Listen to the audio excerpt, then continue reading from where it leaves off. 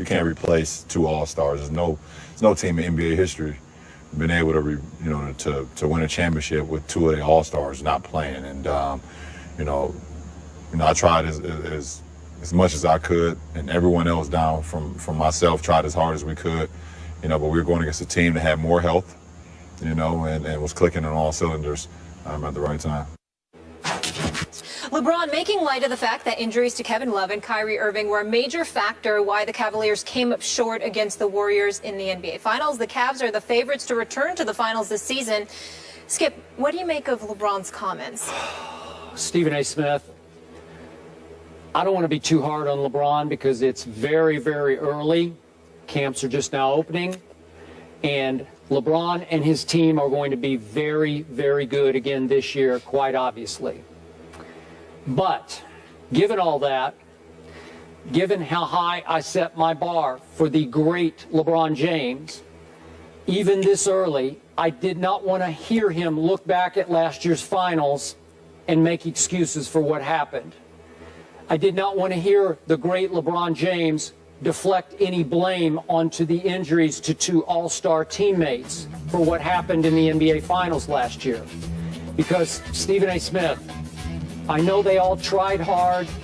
They were a little overmatched. Didn't have the depth that they needed to hang in, sustain. But I'm going to remind everybody that the Cleveland Cavaliers were up 2-1 with Game 4 in LeBron's house in Cleveland, Ohio. We were there that night for that game.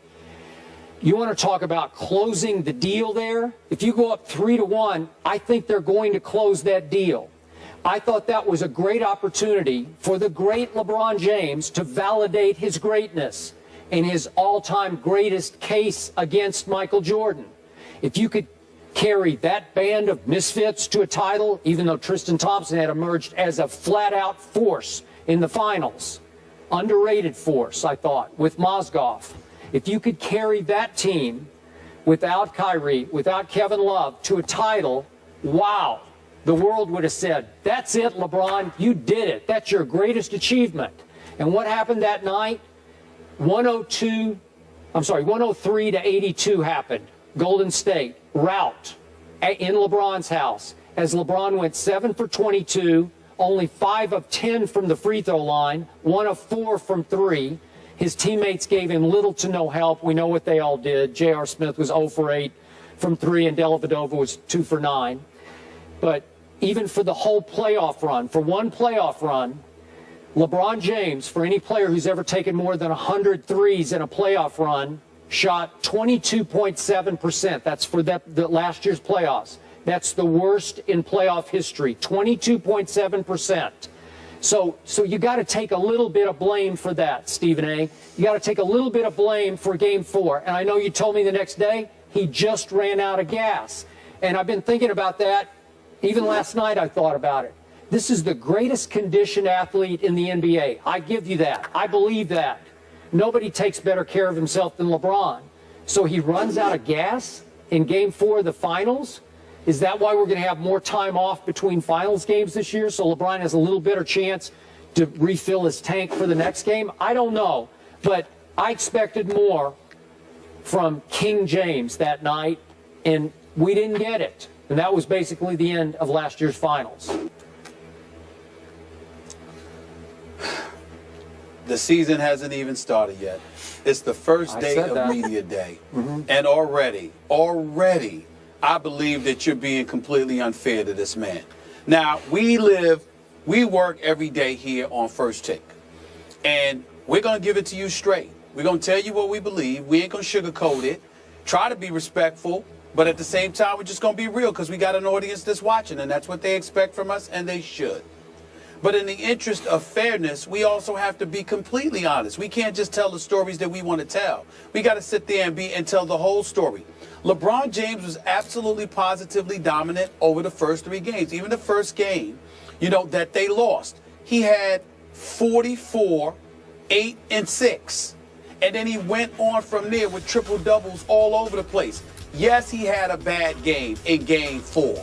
Yeah, it looked like he ran out of gas. Because Kyrie Irving went down in Game 1. he had to carry the load in game 2 and 3, all right? And he seemed flat out positively exhausted.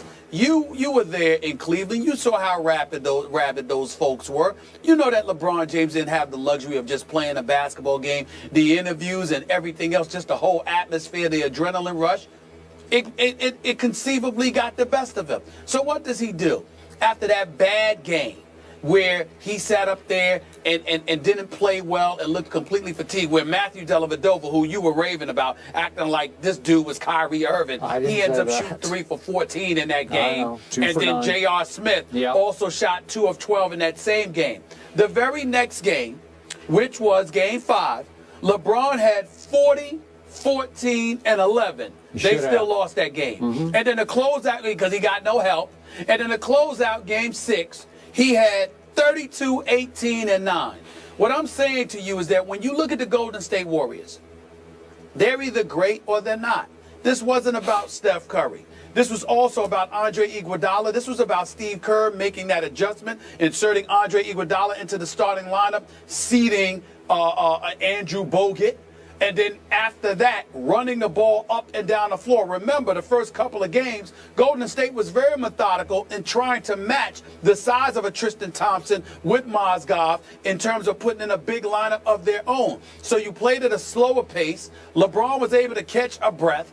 As a result, he wasn't as worn out. And then Steve Kerr made that adjustment.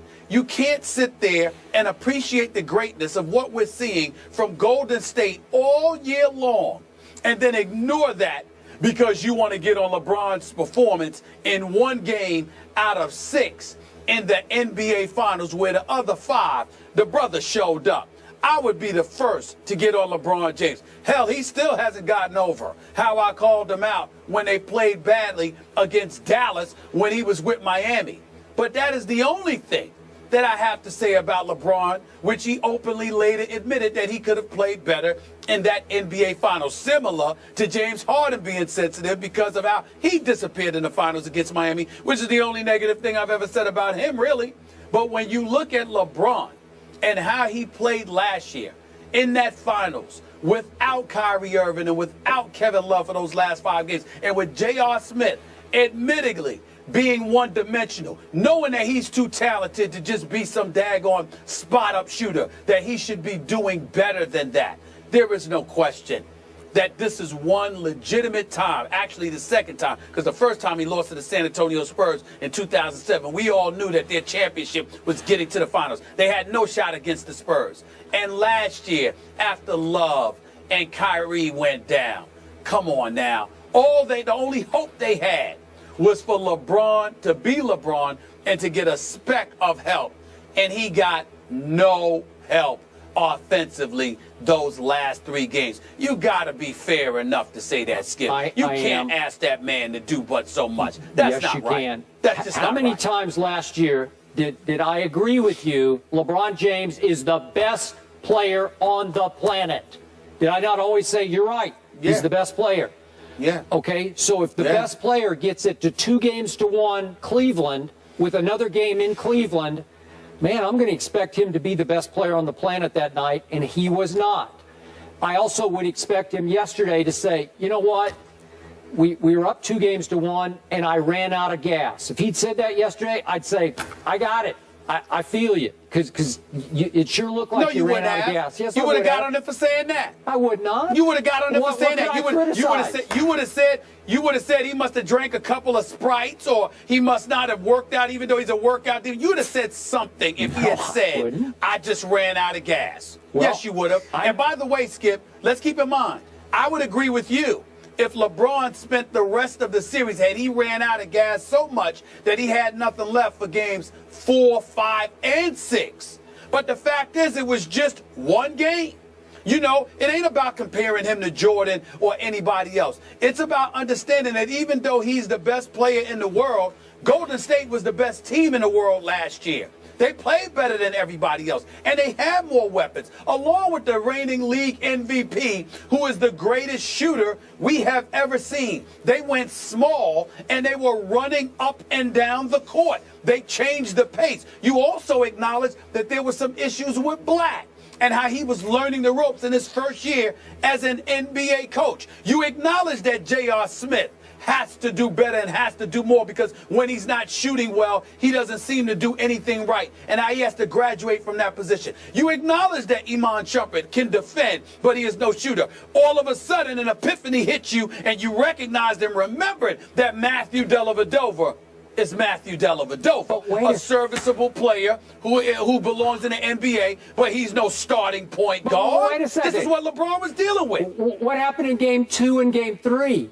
The deli was open, was it not? Did he played well? Did he not make some clutch plays and clutch shots in both those games? LeBron got his help. He got his help, and they're up 2-1. Well, I'm raising my bar. That's why they I want were the up best 2-1 player on the planet to play better than he played at home in Game 4. That's why they were up 2-1. Okay. Hold on. That's why they were up 2-1. Yeah. Because he got a contribution from somebody else. Even when he was doing it by himself, he still lost Game 1. And then when Matthew Dellavedova subbed admirably for Kyrie Irving in Games 2 and 3, they won those games. So he didn't have any help. That's my point. But even he didn't have any help you for the last 3 admitted to games. me the next day, LeBron just came out flat. He just looked lifeless. He looked without energy. Really? This is a chance to just drop the hammer, and you come out flat. You come out drained. I don't get it. If you don't have it, Skip, you don't have it. Okay. What do you mean you don't get it? You see, that's where. Hold on, wait a minute. Forget all that. That's where you're disingenuous, because you've covered enough basketball to know that some days you don't have it. Now you can't not have it for a series. There's some games you better have it for. But if LeBron had played this, hold on. If LeBron had played this way in games 4, 5, and 6, you'd have a point. If there were a game 7, then you have a point. But if you up 2-1 and you don't show for game 4 because you out of gas, but you come back in games 5 and 6, then you got to acknowledge that man ran out of gas and call it what it is. You can't sit up there and just ignore all the stuff that was happening around him. That's not fair. Okay. That's not fair. I'm with you. The most fit player on the planet and the greatest player on the planet ran out of gas in a pivotal Game 4. I'm with you. Oh, gentlemen. He had nobody. He had no help. We gotta go to break. You're just hating. You're just hating right now. That's what you do. No shows off for Skip on Bayless. media day. Yeah. Hating on media day. You even wait till the opening of the season. Guys, here's the good news. Please. We get to see a healthy Cleveland team this year, and we can discuss after. No excuses, right? Yeah, that's not true. They run into a healthy we don't know that about Spurs, we're gonna Kyrie. have a whole nother. We don't know that about Kyrie. Okay. We don't know if Kyrie going to be healthy. Hopefully healthy. Yes. We'll leave it there.